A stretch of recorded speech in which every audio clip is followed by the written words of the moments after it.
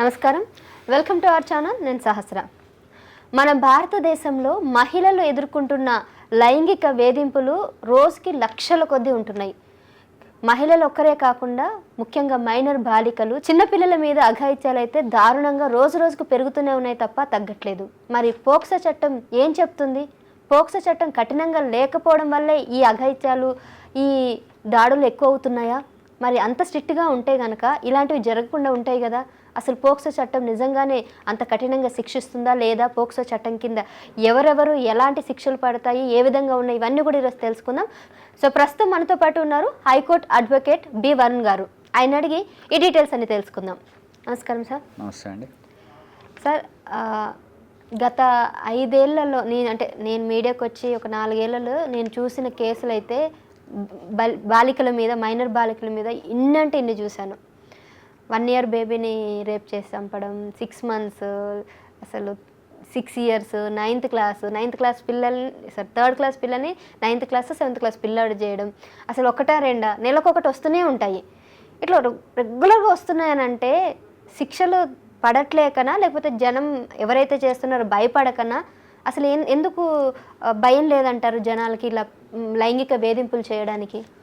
యాక్చువల్గా అండి, మనకు పోక్సో ఏదైతే prevention of children from sexual offences section 2D ఆ యాక్ట్ పరంగా ఏం చెప్తుందంటే 18 years బిలో, 18 years లోపల ఉన్న వాళ్ళందరికీ కూడా వర్తిస్తుంది ఇది సెక్షన్. ఎవరైనా 18 years లోపు.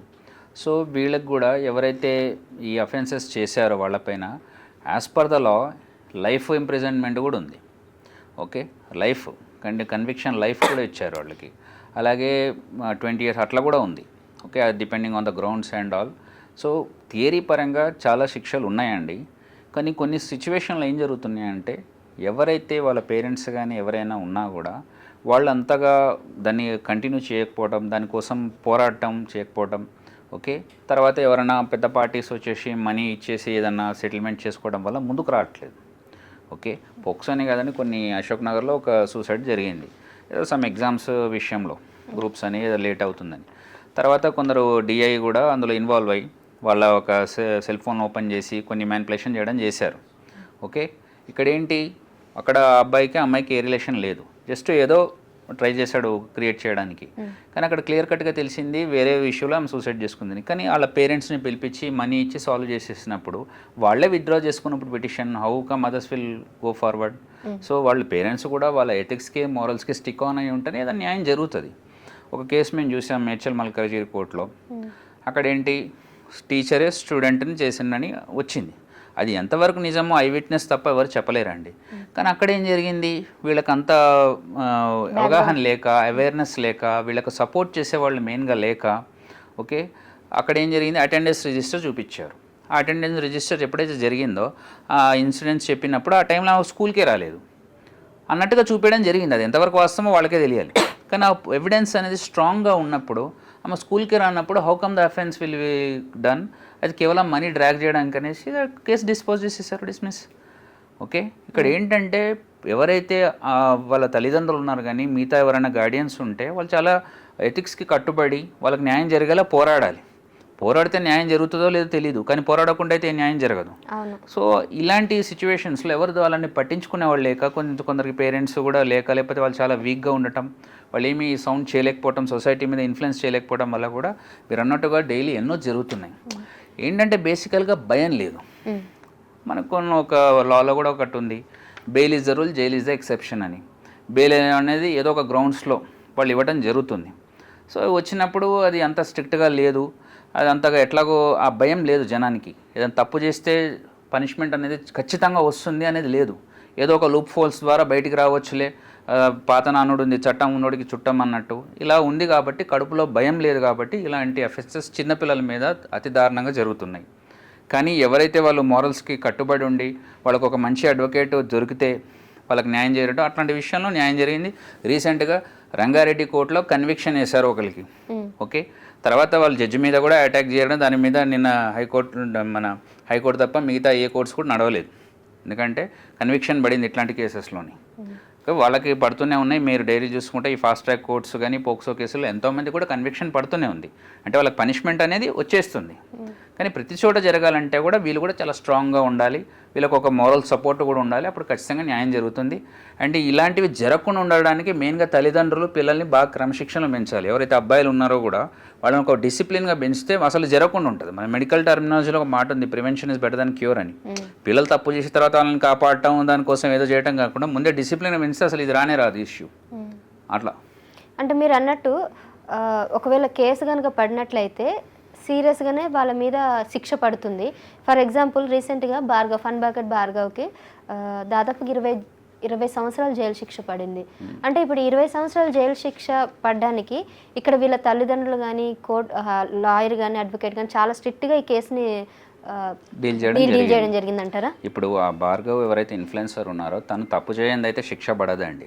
కానీ ఇక్కడ సొసైటీలో కొంచెం ఆలోచన లేదంటే ఇదే ఒక అంబానీ కొడుకు చేస్తే ఇలా వచ్చేదా, లేకపోతే ఇంకెవరో వచ్చేదా, దాన్ని ఏదో ఒక గ్రౌండ్స్లో దాన్ని క్లోజ్ చేసేవాళ్ళు కూడా అని అంటారు.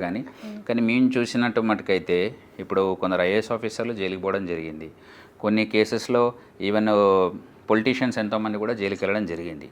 ఓకే, కానీ మనకు మెయిన్గా జైలుకి పంపించేది కూడా ఏంటంటే వాళ్ళు ఇప్పుడు తప్పు చేశారు, ఇప్పుడున్న సిచ్యువేషన్లో ఇలా బయట ఉంచితే సొసైటీలో ఇంకా ఎక్కువ తప్పులు చేస్తారని వాళ్ళు మార్పు జరగడానికి జైలుకి పంపిస్తారు. కానీ చాలామంది జైలు నుంచి బయటకు వచ్చినా కూడా అలానే ఉన్నారు. సో ఇక్కడ ఏంటంటే బేసికల్గా ఎవరైనా పెద్దవాళ్ళు కోర్టు అయినా వాళ్ళకి శిక్షించేది వాళ్ళ మార్పు జరగడానికి. సో వీళ్ళు తప్పు జరిగింది అన్నప్పుడు వాళ్ళు శిక్షించడం జరుగుతుంది. కానీ డబ్బున్న వాళ్ళది మిగతా ఇన్ఫ్లుయెన్స్ చేసే వాళ్ళది వాళ్ళకి శిక్ష పడట్లేదని కూడా ఒక వాదన ఉంది. అలాంటి పరిస్థితులు ఎట్లా చూడాలంటారు మరి? అంటే అక్కడ మెయిన్ గేమ్ వస్తుందంటే పేరెంట్స్ని వాళ్ళు ఎలా కూడా ట్రాప్ చేస్తున్నారు. డబ్బు ఇచ్చుకొని ఇప్పుడు అమ్మాయి కొన్ని సందర్భంలో అమ్మాయి తల్లిదండ్రులని కూడా వాళ్ళు మనీ ఇచ్చో ఏదో సెటిల్మెంట్ చేస్తాం, ఒక జాబ్ ఇప్పిస్తామని కూడా వాళ్ళు చేస్తున్నారు. అలా అది ఆ బ్యాక్ డోర్స్తో తిరుగుతుంది కాబట్టి అది ఎవరికో ఐ విట్నెస్ కూడా ఉండదు దానికి చెప్పడానికి. అది ఎప్పుడు తెలుస్తుంది? ఒక లాయర్స్గా కోర్టుకు వెళ్తున్నప్పుడు వాళ్ళే విత్డ్రా చేసుకుంటున్నారు. వాళ్ళే విత్డ్రా ఎందుకు చేసుకుంటారని ఏదో ఎవరో ఒకరు ఇన్ఫ్లుయెన్స్ చేయరు, ఎంత కాదన్నా కూతురు, వాళ్ళకు ఎలా విత్డ్రా చేసుకుంటారు? సో అట్లాంటి విషయంలో ఏం చేయలేకపోతున్నారు. ఎస్, ఒక్కటైతే మేము చెప్పగలుగుతాం, రిచ్ పీపుల్ కానీ మనీ ఉన్న వాళ్ళు మాత్రం చాలా మటుకు తప్పించుకుంటున్నారు. ఓకే, విట్నెస్ని తారుమారు చేస్తున్నారు, లేకపోతే రాంగ్ వేలో దాన్ని తీసుకెళ్తున్నారు, ఎవిడెన్స్ని ఏమైనా ప్రొడ్యూస్ చేసి, లేకపోతే దాన్ని కేసుని మిస్లీడ్ చేస్తున్నారు. ఇవన్నీ జరుగుతున్నాయి. కానీ చట్టంలో పెద్ద వాళ్ళకు కూడా శిక్ష పడింది. అంతెందుకంటే నిన్నటి వరకు ఇంత సూపర్ స్టార్గా ఉన్న అల్లు అర్జున్ విషయంలో తీసుకుంటే కూడా ఒక డే చెంచల్ కూడా జైలుకి అయితే వెళ్ళాల్సి వచ్చింది కదా. ఇంత స్థాయిలో ఉండి అసలు ఆయనకు సంబంధమే లేదు. అది ఎవరో రష్లో చనిపోతే, కాకపోతే కొంచెం పొలైట్గా రెస్పాన్సిబుల్గా ఉంటే సరిపోయేది. కానీ కోర్టు ఆ మందం అంత స్థాయి ఉండి తీసుకురాగలిగింది కదా. సో కొంత న్యాయం అనేది జరుగుతుంది. అలాగే ప్యారలల్గా మనీ ఇన్ఫ్లుయెన్స్ కూడా జరుగుతుంది. అందుకని మీరు చెప్పినట్టు కూడా కొందరు ఇప్పుడు ఆ ఇన్ఫ్లుయెన్స్కి భార్గవ్ గారికి అతనికే ఏదైతే పడిందో శిక్ష మరి అందరికీ పడట్లేదు, ఆ వ్యక్తికి తప్ప వేరే వాళ్ళకి పడట్లేదు. ఎందుకంటే వీళ్ళు వాలంటీర్ కూడా విత్డ్రా అవుతున్నారు. ఆడ మనీ అనేది కీ రోల్ ప్లే చేసింది. కాబట్టి వాళ్ళు విత్డ్రా అయిన తర్వాత ఎవరేం పట్టించుకోరు. ఇక కోర్టులో ఇప్పటికీ పెండింగ్ కేసులు లక్షలు ఉన్నాయి, సుప్రీంకోర్టు వరకే కొన్ని లక్షల కేసులు ఉన్నాయి. ఉన్న కేసులకే ఇంకా సొల్యూషన్ లేదు. అట్లాంటప్పుడు మనము ఇవన్నీ వాళ్ళు విత్డ్రా చేసుకున్నప్పుడు మనం ఏం అడగడానికి ఉండదు.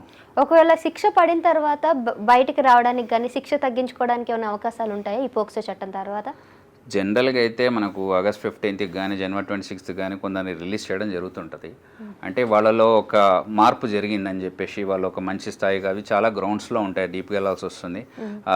వాళ్ళ పేరోల్ కిందనో ఎట్లా వాళ్ళది ఏంటంటే వాళ్ళొక సత్ప్రవర్తన, దీన్ని బట్టి ఎవరో మినిస్టర్ ఎవరో సీఎం వచ్చి వాళ్ళని రిలీజ్ చేస్తారు జైల్లో చాలామందికి. కానీ జనరల్గా లైఫ్ ఉన్నప్పుడు లైఫ్ ఒక 14 years చేశారంటే లైఫ్ అనేది ఉంటుంది ఇన్ జనరల్, ఎక్కడో రేర్ కేసెస్లో.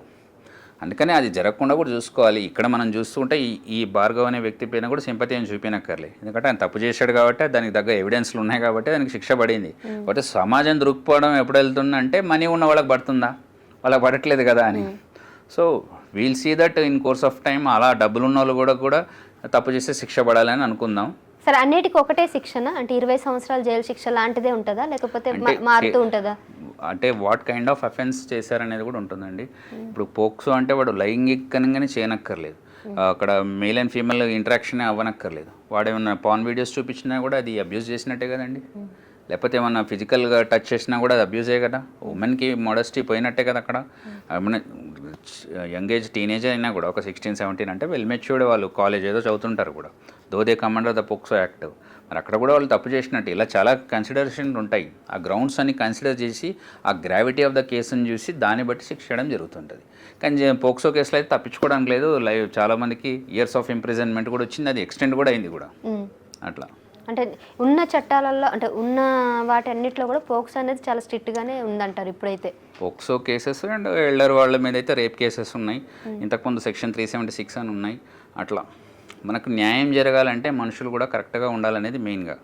ఓకే, ఎందుకంటే మనీ ఇన్ఫ్లుయెన్స్ ఉంది కాబట్టి వీళ్ళు ఖచ్చితంగా పోరాడితే ఖచ్చితంగా న్యాయం జరుగుతుంది. మనం ఇప్పుడు జై మూవీలో చూపించినట్టు జస్టిస్ చంద్రు గారు అంతకుముందు అడ్వకేట్గా ఉన్నప్పుడు ఎన్నో కేసెస్ చేశారు ఇట్లాంటివి. అంటే ఎవరికైతే ఉమెన్కైనా ఎవరికైనా వాళ్ళకి న్యాయం దొరకకపోతే కాన్స్టిట్యూషన్ని ఒక వెపన్గా వాడి చేయడం జరిగింది. కానీ మనుషులు అంత స్ట్రాంగ్ ఉండాలి కదా. వాళ్ళ కూతురు మీదకే జరిగినా కూడా వెనకాల బ్యాక్గ్రౌండ్ ఎవరైనా పెద్ద ఇన్ఫ్లుయెన్స్ వచ్చి మనీ ఇస్తే కూడా తర్వాత వాళ్ళు వాలంటరీగా విత్డ్రా చేసుకున్న కేసెస్ ఉన్నాయి. సో అలా ఉంటుంది. కానీ స్ట్రాంగ్గా వాళ్ళు పోరాడితే కనుక వాళ్ళకు శిక్ష పడాలని. మనము కలకత్తా కేసు తీసుకోండి మీరు, సరే పోక్సో కేసు కాకపోతే కొంచెం ఎల్డర్లీ ఉమెన్, తను కూడా చాలా యంగ్ డాక్టరే. కానీ ఏమైంది, శిక్ష పడింది. ఓకే, వాడికి లైఫ్ పడింది. డెత్స్ అంటే రాకపోయినా మామూలుగా లైఫ్ ఉన్న రోజు జైల్లో ఉండాలని శిక్ష పడింది. ఎందుకంటే అదొక ఉద్యమంగా జరిగింది. What I mean to say స్ట్రాంగ్గా దాన్ని ముందుకు తీసుకెళ్ళాలి, దానికి న్యాయం జరగాలని పోరాడాలి. అప్పుడు ఖచ్చితంగా జరుగుతుంది. ఇప్పుడు మొన్న రీసెంట్గా జరిగింది కదా కలకత్తా కేసు, మరి వాడికి శిక్ష పడింది కదా. మరి వాడికి అక్కడ ఏమీ ఇన్ఫ్లుయెన్స్ ఉండదా, ఉంటుంది. కానీ వెన్ ద యూనిటీ స్ట్రెంత్ అన్నప్పుడు వాళ్ళు ఉద్యమం అంతా చేయగలిగితే ఖచ్చితంగా న్యాయం జరుగుతుంది. ఆ కోర్టు జడ్జిమెంట్ కలకత్తా హైకోర్టు కన్నా ముందు మన లోయర్ కోర్టు డిస్ట్రిక్ట్ కోర్టు ఇచ్చిన జడ్జిమెంట్ అది. రైట్. అట్లా. So exactly. సో మనం ఇన్ కేసు ఏదైనా కావాలి అనుకున్నప్పుడు గట్టిగా కనుక డిమాండ్ చేసినట్లే తప్పకుండా దానికైతే శిక్ష పడుతుంది. ముఖ్యంగా ఈ పోక్సో చట్టం కింద ఎవరైతే వాళ్ళు బాధితులు ఉన్నారో వాళ్ళు కనుక మంచి లాయర్ని పెట్టుకొని తల్లిదండ్రులు కానీ బ్యాక్గ్రౌండ్ ఎవరైతే ఉన్నారో కనుక స్ట్రిక్ట్గా కనుక పోలీసులని లేదంటే కోర్టుని ఆశ్రయించినట్లయితే పోక్సో చట్టం నుంచి ఎవరు తప్పించుకునే వారు లేరు. ఎవరు కూడా ఉన్నత స్థాయి వాళ్ళైనా లేదంటే అంటే తల్లిదండ్రులు వాళ్ళంతటా వాళ్ళు డ్రాప్ అయితే మనం చెప్పలేం. కానీ కాకపోతే స్ట్రిక్ట్గా కనుక ఆ కేసుని డీల్ చేసినట్లయితే ఉన్నత స్థాయి నుంచి అయినా కానీ పేదవాడైనా ధనికుడైనా ఎవరైనా కానీ పోక్సో చట్టం నుంచి ఎవరైతే తప్పించుకోలేరని సార్ చెప్తున్నారనమాట. నమస్కారం సార్. ఏంటి అలాగే నిలిచిపోయావు? గోల్డ్, డైమండ్, సిల్వర్ రేట్ ఇలా ఉంటే ఇలా నిలిచిపోకుండా ఎలా ఉండేది? మన కంట్రోల్లో లేని దాని గురించి ఫీల్ చెయ్యకు. ప్రజలకు మనం ఏం చేయగలమో ఆలోచించుకురు. తగ్గింపు ధమాకా. అన్ని బంగారు నగలపై లలిత వారి మార్కెట్లోనే తక్కువ తరుగులో ఇంకా 1% తగ్గింపు ఇద్దాం. ఓకే, వజ్రాభరణాలకు క్యారెట్కు 5000 రూపీస్ తగ్గింపు ఇద్దాం. నన్ను మర్చిపోయారే, వెండిలో కూడా తగ్గింపు ఇద్దాం. తగ్గింపు ధమాకా.